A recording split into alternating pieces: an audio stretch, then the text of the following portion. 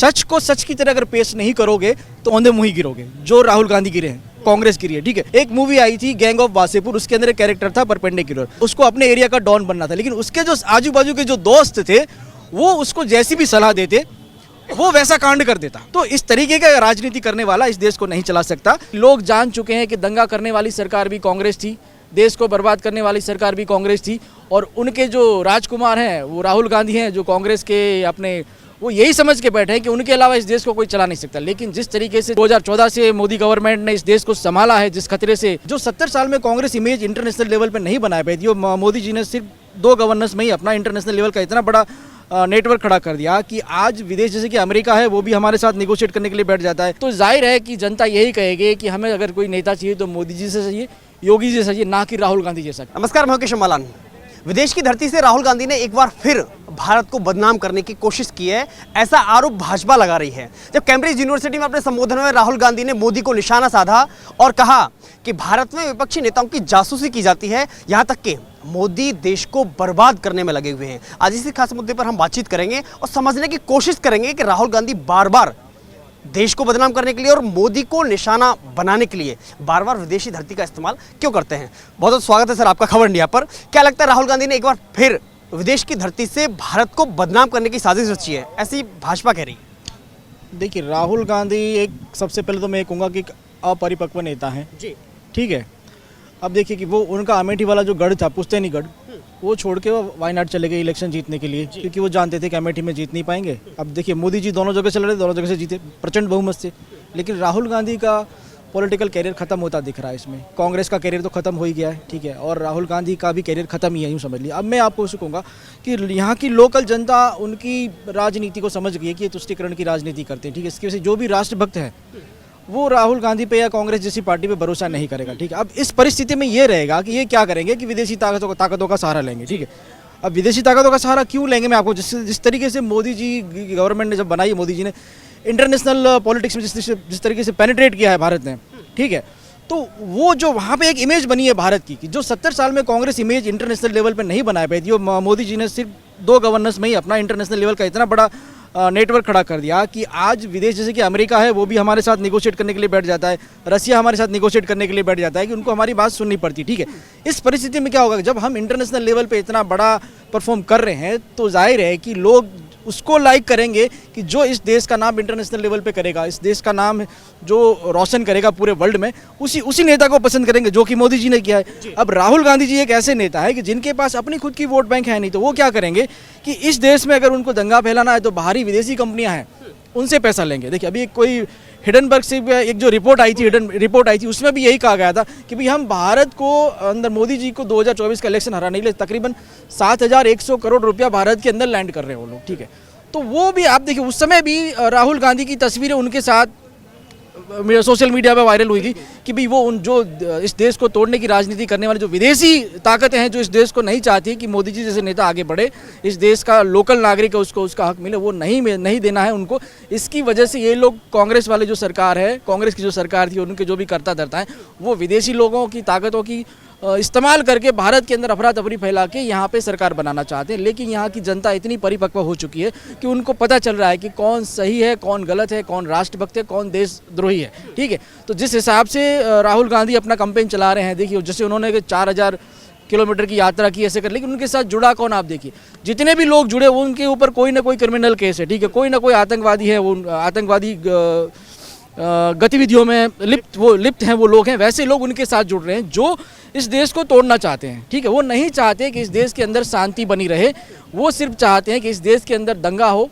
अगर दंगा होगा तो वर्तमान सरकार से लोगों का भरोसा उठेगा, ऐसा उनका सोचना है। लेकिन सच ये है कि लोग जान चुके हैं कि दंगा करने वाली सरकार भी कांग्रेस थी, देश को बर्बाद करने वाली सरकार भी कांग्रेस थी, और उनके जो राजकुमार हैं वो राहुल गांधी हैं, जो कांग्रेस के अपने वो यही समझ के बैठे हैं कि उनके अलावा इस देश को कोई चला नहीं सकता। लेकिन जिस तरीके से पिछले 2014 से मोदी गवर्नमेंट ने इस देश को संभाला है, जिस खतरे से इंटरनेशनल लेवल के खतरे, आतंकवादी खतरों से, और लोकल इकोनॉमी जो क्रैश की थी कांग्रेस ने 70 साल के अंदर, उसको भी जो मोदी सरकार ने जिस तरीके से आज वर्ल्ड की 5वीं इकोनॉमी बना दिया, तो जाहिर है कि जनता यही कहेगी कि हमें अगर कोई नेता चाहिए तो मोदी जी से चाहिए, योगी जी से चाहिए, ना कि राहुल गांधी जैसा। क्योंकि राहुल गांधी एक ऐसे नेता है कि जिनके उनके सलाहकार जो हैं, ठीक है, वो सलाहकार आप देखो, वो भी मतलब मैं यूँ कहूँगा कि वो देशद्रोही गतिविधियों से लिप्त है। ठीक है, जो बंदा देशद्रोही गतिविधियों से लिप्त है वो देश को चलाने के लिए किस तरीके की सरकार बनाएगा, आप समझ सकते हैं इस चीज़ को।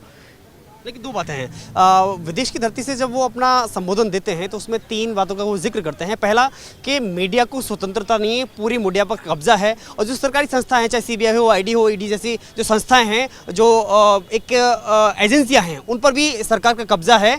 और तीसरी बात कि कहीं ना कहीं भारत में मोदी के नेतृत्व में लोकतंत्र खतरे में है भारत का। देखिए, बहुत अच्छा सवाल किया आपने।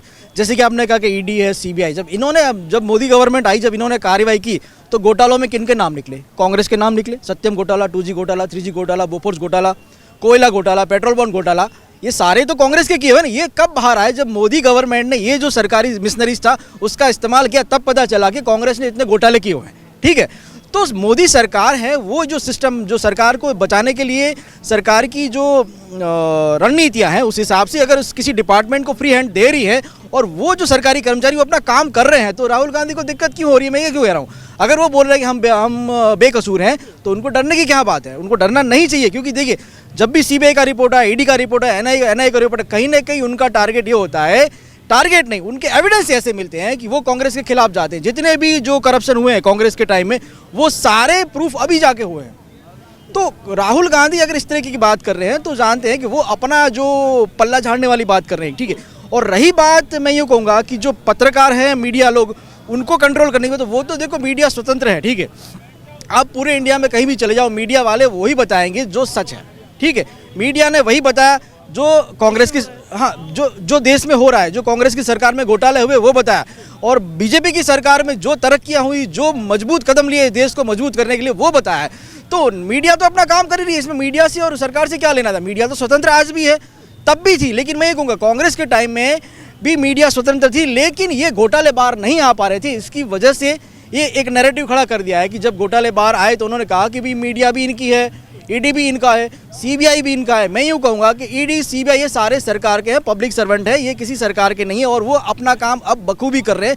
जो फ्रीडम इनको कांग्रेस के टाइम में नहीं था, ईडी सीबीआई को, वो फ्रीडम मोदी सरकार ने दिया है इस देश को बचाने के लिए, इस देश की गरिमा को बचाने के लिए, इस देश के लोकतंत्र को बचाने के लिए। एक और बात है कि जब हम देखते हैं कि अभी हाल ही में जो नॉर्थ ईस्ट का इलेक्शन हुआ, उसमें जिस तरह से कांग्रेस की हार हुई, करारी हार हुई, तो उस पर बात नहीं करना और कहीं ना कहीं बार बार मोदी को कभी गाली देना, मोदी के कांग्रेस के किसी नेता के द्वारा या कांग्रेस के द्वारा बार बार उनको व्यक्त का निशाना उन पर साधा जाना, या फिर उनको बदनाम करने की कोशिश करना। जब देखा कि जितनी बार उनको गाली दी गई, इतनी बार कांग्रेस और टूटती चली गई, लेकिन इसके बाद आखिर मोदी को गाली देने का परिणाम आखिर क्या दिखता है?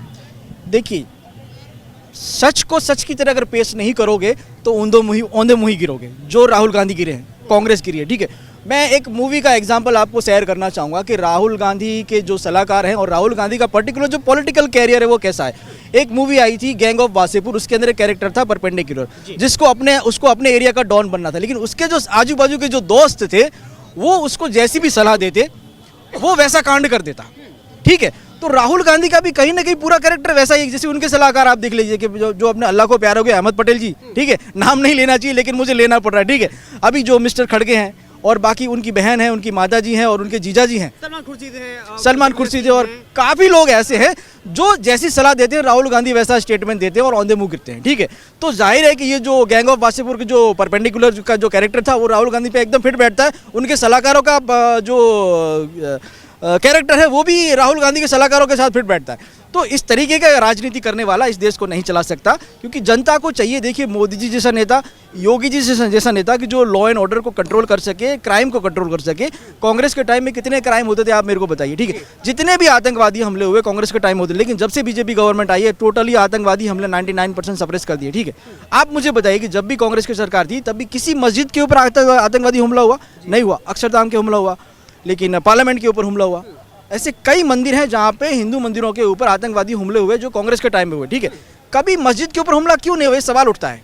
तो राहुल गांधी, जिस तरीके से आप बात करेंगे कि राहुल गांधी एक ऐसे नेता है कि जो सिर्फ और सिर्फ आतंकवाद को बढ़ावा देते हैं, आतंकवाद को सप्रेस करना तो बहुत दूर की बात है। कहीं ना कहीं उनका एक गठबंधन है आतंकवादियों के साथ कि जब तक कांग्रेस की सरकार थी तब तक पाकिस्तान फाइनेंशियली साउंड था। जिस दिन से बीजेपी सरकार आई है कांग्रेस की इकोनॉमी भी डाउन होती गई है और पाकिस्तान की इकोनॉमी भी डाउन होती गई। ठीक है, अब एक मैं कहूँगा, देखिए, कश्मीर से जब पाके आतंकवादी जो धारा 370 हटाई और वहाँ का जो आतंकवादियों का जो नेटवर्क था वो पूरा क्रैश किया इंडियन आर्मी ने। वो कब किया? भारत जब बीजेपी सरकार आई तब उन्होंने आर्मी को फ्री हैंड दिया, ऑपरेशन ऑल आउट जो किया उसमें जाके वो आतंकवादी सारे सप्रेस हुए, ठीक है।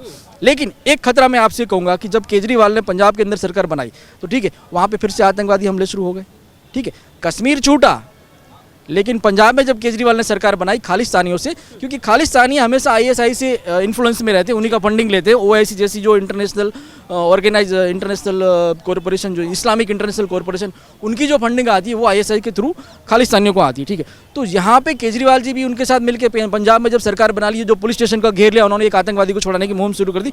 तो मैं ये कहूँगा कि एक गेटवे ऐसा खोल के रख दिया इन्होंने देश के अंदर आतंकवाद बनाने का। पहले कश्मीर था गेटवे, अब पंजाब हो गया है, ठीक है। अब पंजाब तो दिल्ली से सटा हुआ स्टेट है, तो पाकिस्तान, पंजाब और दिल्ली, ये एक ऐसा नेटवर्क खड़ा कर दिया आतंकवादियों को इजीली एंटर करने के लिए कि यहाँ पे राहुल गांधी कहें या केजरीवाल कहें, दोनों एक ही चट्टे पट्टे के पहलू हैं और जिन्होंने देश की सुरक्षा को खतरे में डाल दिया है। देखिए एक और बात है ना, जब हम देखा कैम्ब्रिज में जब वो अपना स्पीच दे रहे थे, उन्होंने एक बात और कही कि भारत जोड़ो यात्रा के दौरान मैंने आतंकवादियों से मुलाकात की, कई आतंकवादी ऐसे थे जिन्होंने मुझसे मुलाकात की, लेकिन ऐसा बिल्कुल नहीं था, वो मुझे मारने नहीं आए थे। मतलब उनको दिखाना कि आतंकी इतने सॉफ्ट होते हैं। नहीं, देखिए आतंकी सॉफ्ट होते हैं, सही बात है, वो राहुल गांधी के लिए सॉफ्ट होंगे, ठीक है। वो राहुल गांधी से मिलने इसलिए गए थे कि भैया कुछ काम दे दो, कहीं बम बम फोड़ दें, ठीक है। उन्होंने कहा पहले मोदी जी से जाकर मिल लीजिए फिर फोड़ लेना बम। तो वो कहेंगे कि इसीलिए राहुल गांधी ऐसा कह रहे हैं कि भाई मेरे पास कोई काम नहीं है, आप आतंकवादी मेरे से मिलने आए, लेकिन अब मेरे पास आपके लिए कोई काम नहीं है। अगर आपको काम चाहिए तो जाकर केजरीवाल से मिलिए, या तो आईएसआई पाकिस्तान से मिल लीजिए, ठीक है, या फिर मोदी जी से मिल लीजिए, आपको जरूर काम देंगे। क्योंकि हम तो देखो, अगर कोई आतंकवादी सरेंडर करता है तो हम उसको रिहेबिलिट कर रहे हैं। आप कश्मीर में देखिए, जितने भी आतंकवादी पकड़े गए, आर्मी ने पकड़े, जो उन्होंने सरेंडर किया उनको रिहेबिलिट किया, इवन उनको पुलिस के अंदर भी नौकरी दी, ठीक है।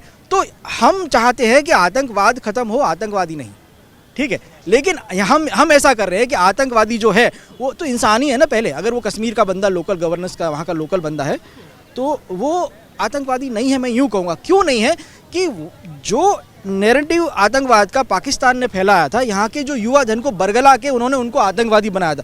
जब उस तरफ वहाँ गए, आर्मी के साथ उनका एनकाउंटर हुआ, तो जो इनके आका थे वो तो छोड़ के भाग गए, लेकिन इनको वहाँ छोड़ दिया। जब उन्होंने सरेंडर किया, उन्होंने अपनी बात बताई कि पूरी, कि आप ऐसे काफ़ी आर्मी की वीडियो आप देखना, आपको मिल जाएंगे न्यूज़ के ऊपर, कि जहाँ पे जिसने सरेंडर किया आतंकवादी ने, उसको रिहेबिलिट किया है, उसको जीने का मौका दिया, एक नई ज़िंदगी जीने का मौका दिया है।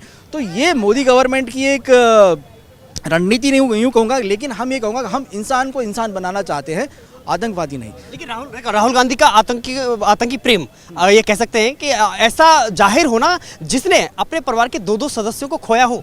देखिए, राहुल गांधी और उनके परिवार ने 2-2 सदस्यों को खोया है। मैं आपसे ये कहूँगा, इंदिरा गांधी की हत्या क्यों हुई? क्योंकि उन्होंने अमृतसर के ऊपर आर्मी चढ़ा दिया, अमृतसर जो गोल्डन टेम्पल है उसके ऊपर आर्मी चढ़ा दिया था, ठीक है। और वही नैरेटिव, उनकी हत्या की थी खालिस्तानी, वो आतंकवादी हमला था। क्यों हमला था? क्योंकि वो नहीं चाहते थे कि अमृतसर अंदर मंदिर के अंदर आर्मी आनी चाहिए, लेकिन फिर भी इंदिरा गांधी जी ने अमृतसर मंदिर के अंदर आर्मी चढ़ा दिया। वो ज़रूरी था, क्योंकि पाकिस्तानी इन्वेंशन इतना खतरनाक हो गया था, इसकी वजह से उनको जो मारा गया है इंदिरा गांधी जी को, वो आई थिंक मिस्टर भिंडरान वाला समथिंग कोई था वहाँ पे, उस समय पे ये हुआ था। उसके बाद उन्होंने जो सिखों के ऊपर अत्याचार किया, जो कांड करना चाहते थे, करने वाले थे, वो तो करके चले गए, इंदिरा गांधी जी कहते हो। लेकिन उस समय पे जब सिखों को मारा गया, वो सारे निर्दोष सिख थे, उनका कोई कसूर नहीं था, ठीक है। तो ये अगर राहुल गांधी अपना मगरमच्छ के आंसू रो रहे हैं, तो मैं ये नहीं कहूँ कि देखो आप जैसा बोओगे वैसा पाओगे, उनके परिवार ने जैसा बोया वैसा पाया। मैं आखिरी सवाल करूंगा, कहीं लगता है कि जैसे 24 का चुनाव नज़दीक है और एक तरफ हिंडनबर्ग की रिपोर्ट आना, दूसरी तरफ अडानी को घेरना, तीसरी तरफ बीबीसी का रिपोर्ट, उसमें डॉक्यूमेंट्री बनाना, मोदी को लेकर डॉक्यूमेंट्री बनाना, या फिर हम बात करें जॉर्ज सोरोस का मोदी को लेकर के बयान देना, और फिर अब विदेश की धरती से राहुल गांधी का मोदी पर हमला, आखिर 24 को लेकर के कहीं न कहीं विदेशी जमीन को इस्तेमाल किया जा रहा है। बिल्कुल सही कहा आपने कि ये जो विपक्ष है वो सिर्फ विदेशों के ऊपर ही डिपेंड रह गया है, उनका यहाँ पे लोकल गवर्नेंस के नाम पे कुछ नहीं है। जनता का विश्वास उन्होंने खो दिया है, इसकी वजह से ये सिर्फ विदेशी ताकतों की ही सहारा ले रहे हैं। जिस हिसाब से राहुल गांधी के स्टेटमेंट आते, हिंडनबर्ग के स्टेटमेंट आते, बीबीसी की जो पुरानी जो स्टोरीज हैं वो लोग अभी उसको डॉक्यूमेंट्री से उसको वायरल कर रहे हैं ये लोग, तो इनके पास कहने के लिए कुछ बचा नहीं है। लेकिन जनता जानती है कि जिस तरीके से सरकार ने जो काम किया है, जिस तरीके से देश को सुरक्षित रखा है, 2024 का रिजल्ट भी जनता मोदी गवर्नमेंट के फेवर में ही देगी, क्योंकि हम चाहते हैं एक सुरक्षित सरकार हो, एक सुरक्षित मजबूत देश हो, एक ऐसा देश हो कि जहाँ पे हर इंसान बेबाक घूम सके, अपनी बात कह सके, अपने परिवार के साथ रह सके, शांति से रह सके, आतंकवाद के डर में नहीं। लेकिन तिरंगा की छाँव में रह सके।